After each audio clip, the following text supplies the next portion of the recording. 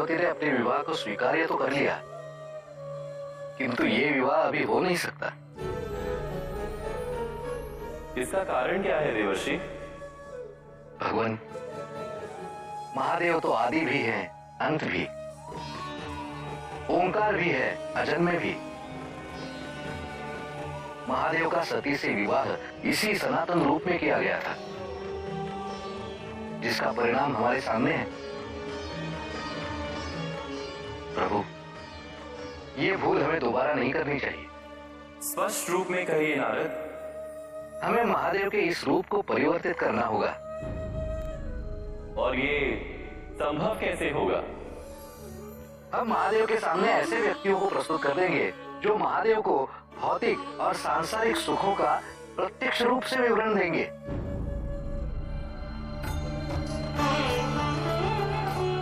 जिससे महादेव को अपने वैराग्य रूपी अस्तित्व और व्यक्तित्व पर शंका होने लगेगी और उन्हें इस विवाह का सार समझ में आ जाएगा। यदि आपको ये उचित लगता है तो मुझे इसमें कोई आपत्ति नहीं।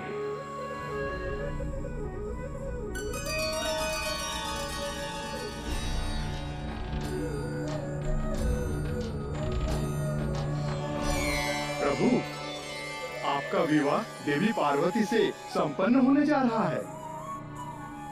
अब समय आ गया है, वैराग्य को तिलांजलि देकर सांसारिक और भौतिक ऐश्वर्य का आनंद उठाएं। तुम्हारा कथन उचित है, किंतु सांसारिक सुख यदि वैराग्य की तृप्ति से उत्तम होता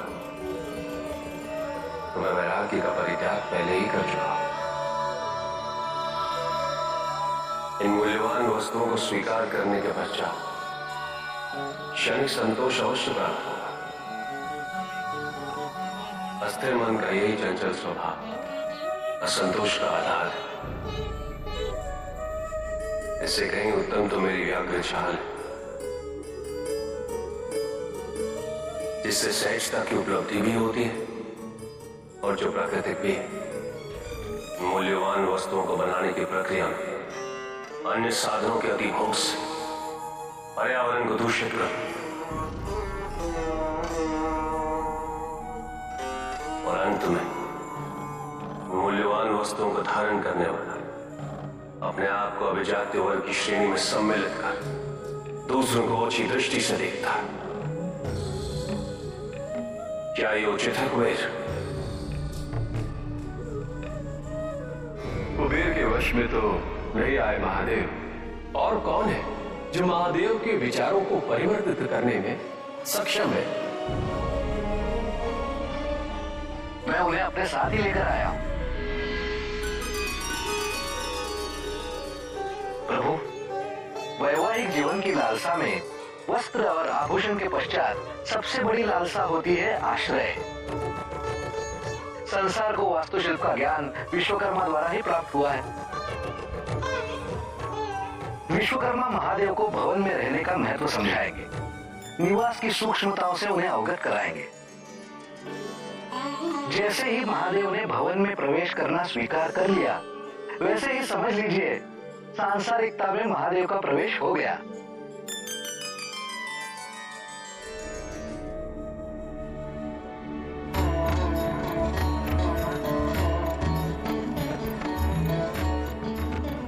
विवाह उपरांत आपके जीवन में जो कालांतरण होगा, उसमें मैं आपकी सहायता हेतु अपनी सेवा अर्पित करने आया।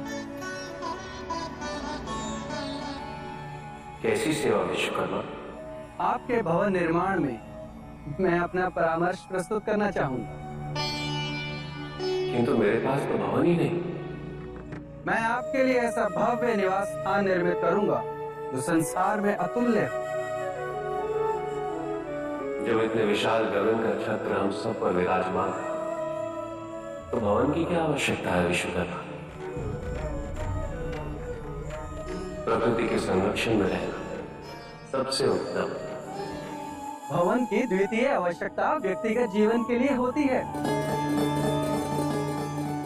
और साथ ही बहुमूल्य वस्तुओं की रक्षा में भी भवन सहायक होता है। सुरक्षा की आवश्यकता उनको होती है विश्वकर्मा, जो आवश्यकता से अधिक पूंजी संचय कर लेते हैं। किंतु मेरे पास तो ऐसा कुछ भी नहीं जो मुझे आज सुरक्षा का आभास देता है। तो फिर मुझे भवन की आवश्यकता क्यों? आपके द्वारा बनाए प्रत्येक भवन की एक अवधि होगी, से पार करने के पश्चात वो प्राचीन हो जाते हैं, सब नश्वर। किंतु प्रकृति इसके विपरीत अपनी भंगिमाओं से नवीन होती जाती है। यदि प्रकृति से उत्तम कोई आश्रय है तो बताइए, मैं शीघ्र वहां वास करने हेतु चला जाऊंगा।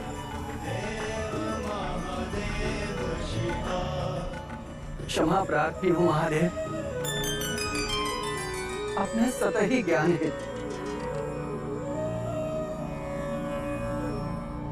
आज आपने कला की कालप और भवन की नश्वरता का गूढ़ रहस्य का वर्णन कर मुझे ज्ञानोदित कर दिया।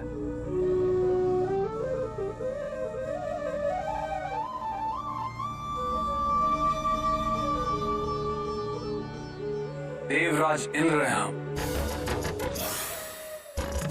हमारे पास तर्क वितर्क का जो गुण है वो विश्वकर्मा या कुबेर में कहा। हमें पराजित करना असंभव है। अब आप देखते जाइए हम कैसे महादेव को परिवर्तित करते हैं। साधु साधु, नारायण नारायण।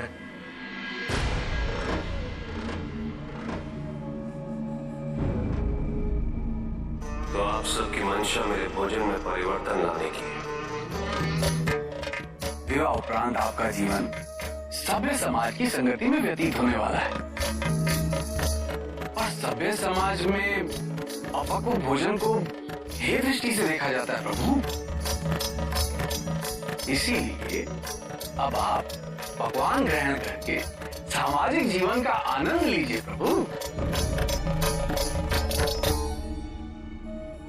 आप देवतागण उस जीवन पद्धति को तिरस्कृत कर जो कि आपके अनुरूप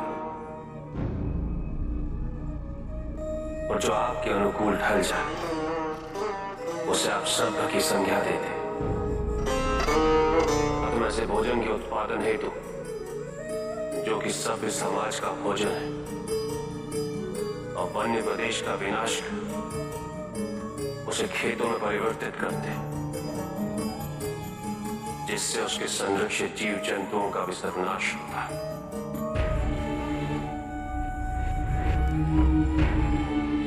हम अपने शरीर का पोषण करने हेतु जीव जंतुओं की हत्या करते हैं,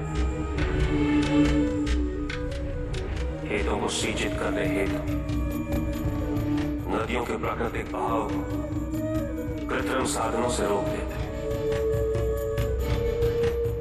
इससे विपदा और अकाल की स्थिति उत्पन्न होने की आशंका सदैव बनी रहती है।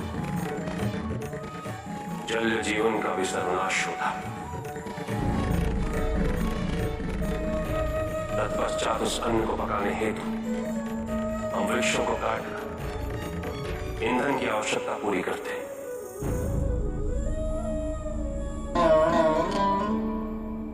और पकाने की प्रक्रिया में उसके सारे पोषक तत्वों का सर्वनाश कर देते। नहीं देवराज, अपने पोषण हेतु मैं अन्य जीव जंतुओं की हत्या कदापि नहीं कर सकता। यह संभव है और ये सिद्ध करता है कि महादेव का परिवर्तित होना भी संभव नहीं है। हमारा खाद्य अपक्व ही रहेगा।